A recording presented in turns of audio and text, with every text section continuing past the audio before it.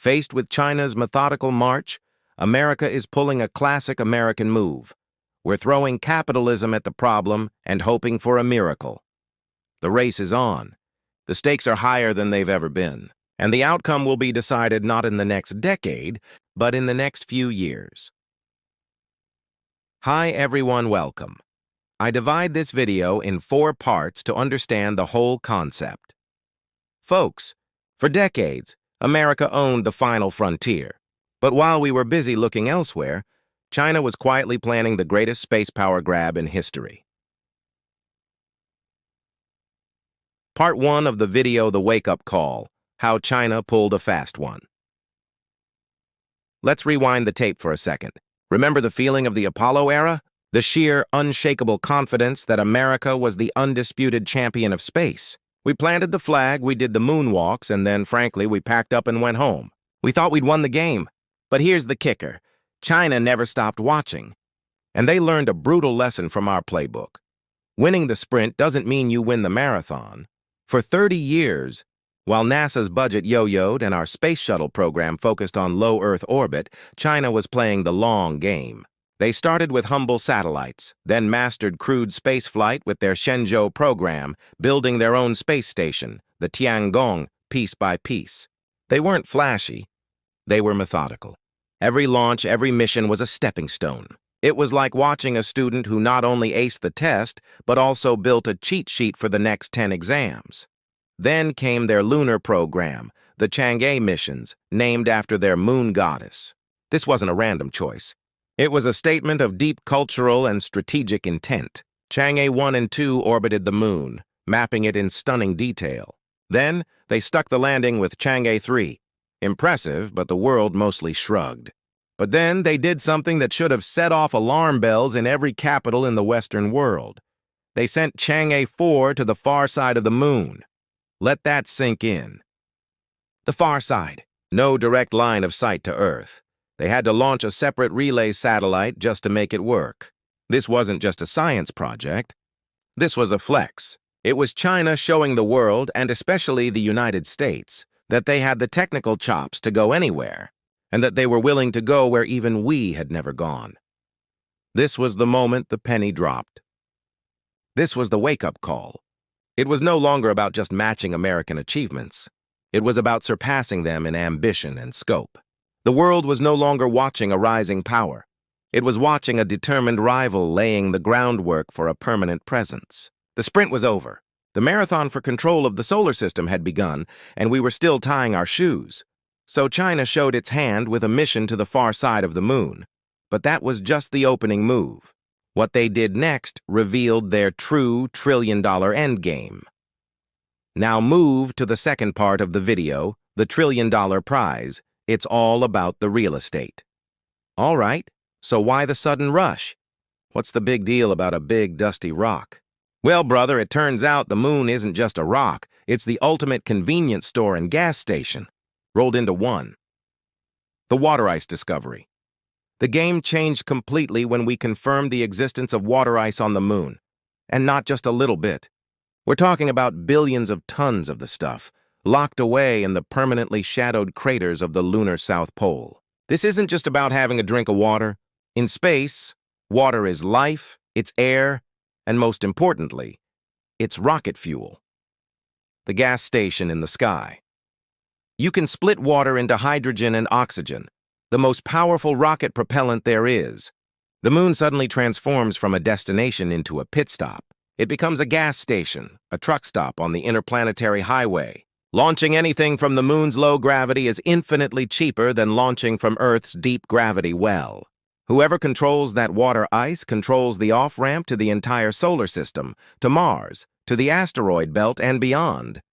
The helium-3 dream. And it's not just water.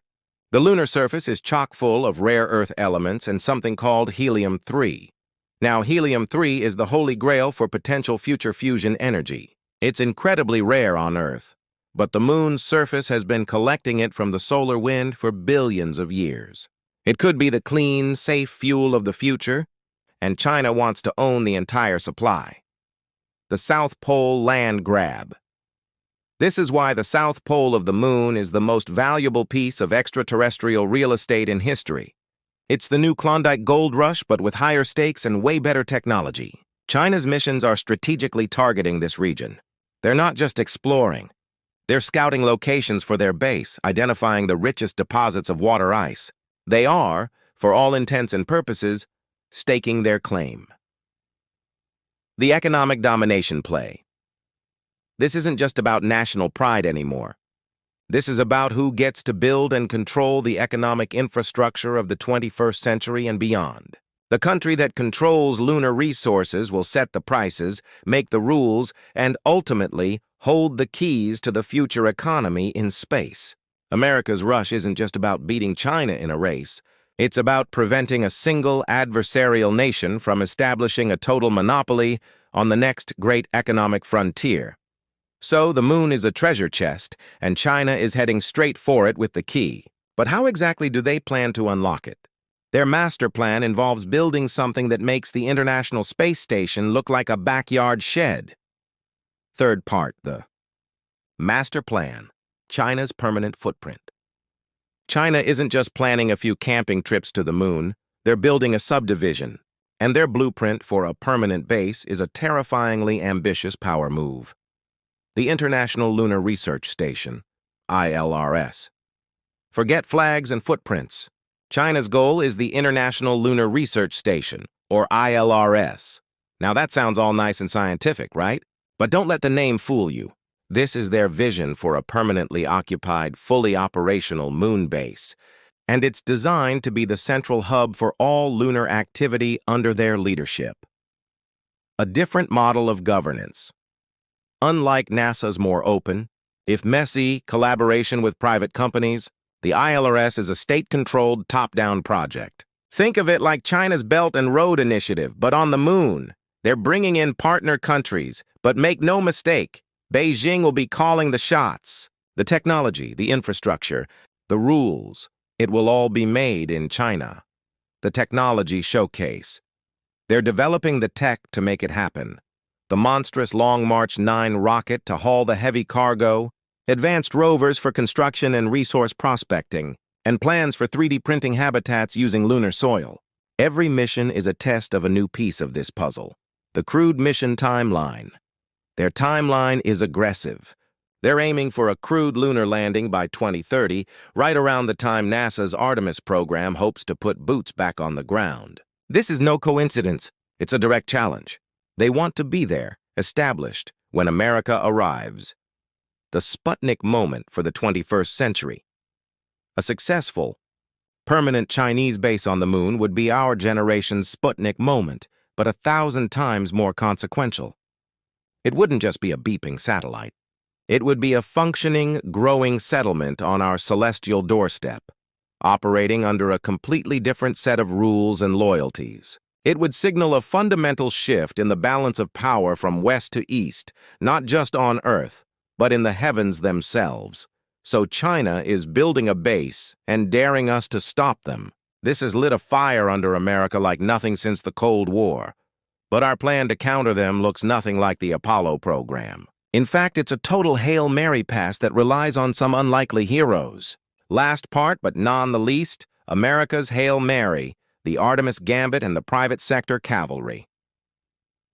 Faced with China's methodical march, America is pulling a classic American move. We're throwing capitalism at the problem and hoping for a miracle. The Artemis philosophy. NASA's answer is the Artemis program. But this isn't your grandpa's NASA mission. This is a public-private partnership on steroids. Instead of NASA building everything itself, it's handing out contracts to private companies like SpaceX, Blue Origin, and a host of others. The government is setting the destination and writing the checks, but private industry is building the rides. Ing the farm on a rocket that is still in the testing phase. It's the ultimate high-risk, high-reward play. The Artemis Accords, writing the rules. But the U.S. isn't just building rockets. It's writing a rule book.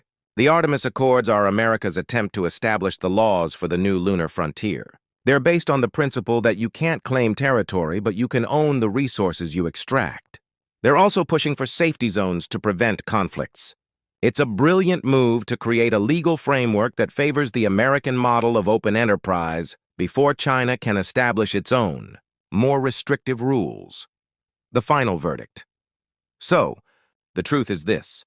China wants what the moon has always offered: strategic dominance, economic supremacy, and a legacy as the leading civilization of the 21st century. And America is in a hurry because for the first time since the Cold War, we are in a genuine, no-kidding fight for our technological and ideological future. The finish line isn't a patch of lunar soil. It's the destiny of humanity as a spacefaring species. And right now, it's a dead heat.